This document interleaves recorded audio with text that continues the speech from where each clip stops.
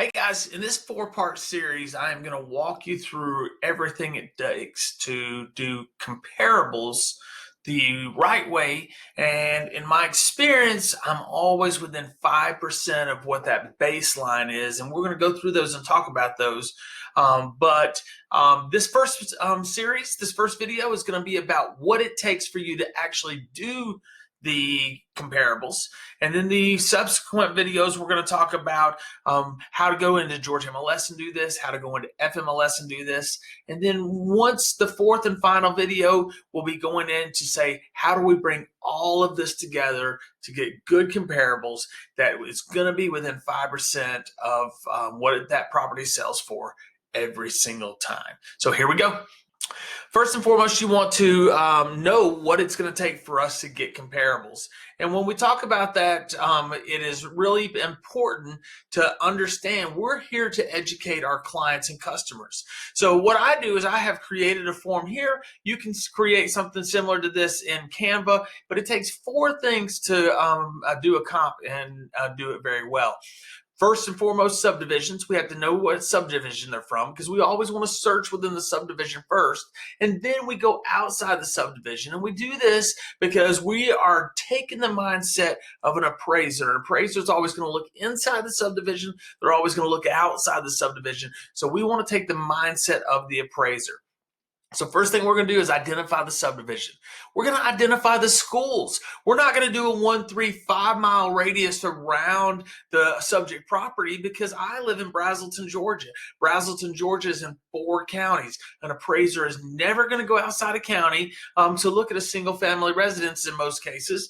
There are a few exceptions, but generally they're not going to. So if I were to do a 3 mile radius around Mulberry Park subdivision, you're going to be in 4 counties. So I want you to get to know the schools so we can drill down those schools very well and do it that way. Year built. We need to know what year it's built. We're going to go plus or minus 3 years first. If we don't have 3 valid sold comps, then we expand out to 5 years. So for example, if the house was built in 2000, and initially I would do 97 to 2003. If I didn't have 3 valid sold comps, I would do 95 to 2005, front and back 3 years, front and back 5 years. And then square footage. You hear me say all the time, we're dealing with the information from the MLS. Who puts that information in the MLS?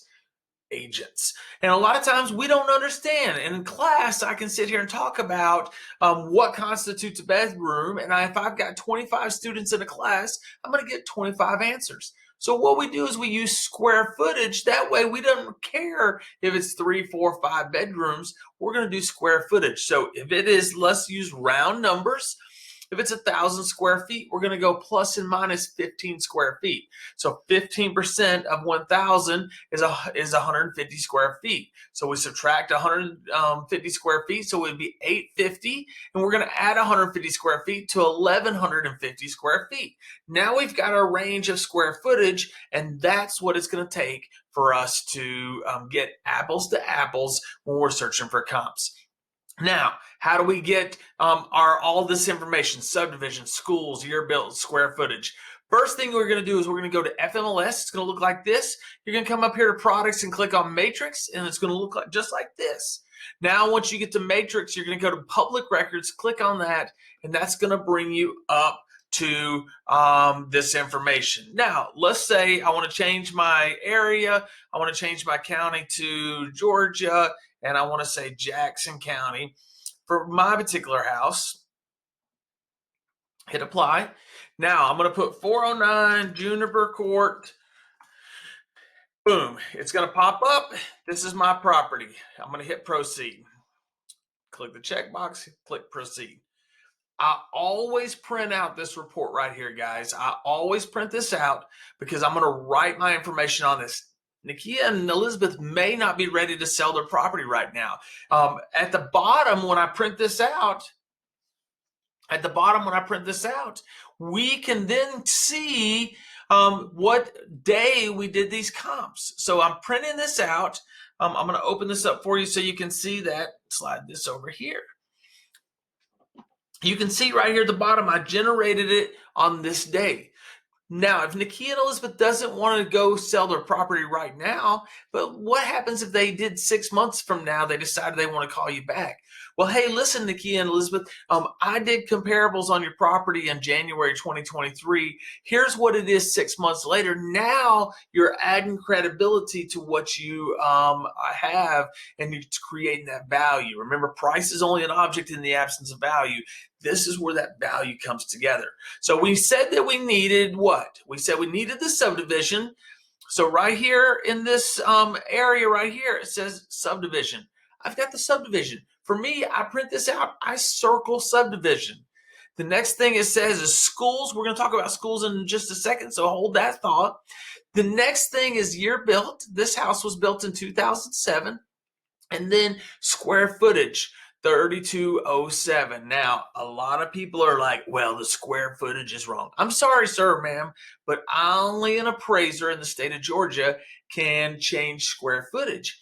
My property is wrong because I have a finished basement that is not taken into account for this square footage. My square footage is almost 6,000 square feet. So when you look at it that way, we want to make sure we can only use this, but I'm going to show you in the next videos how to account for finished basements and stuff. Because remember, we go plus and we go minus 15%, and that's how we're going to handle that.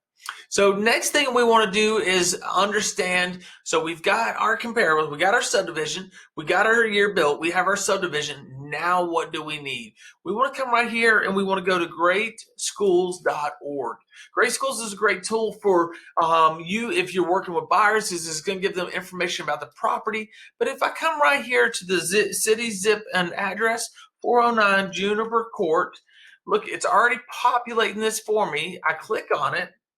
It's going to tell me it's West Jackson Middle School, it's West Jackson Middle School, and then Jackson County High School is the high school for that area. It's showing me the 3 assigned schools. So now with our comparables, we have our subdivision, we have our schools, excuse me, year built and square footage.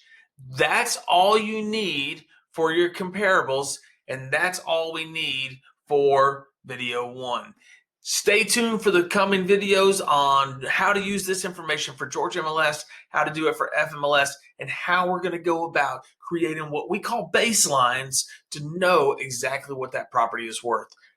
If you have any questions, you can always reach out to me. I will make sure that we have my contact information on the bottom. And if you have questions, I'm here to help. Hope you have a great day. Hope you found value.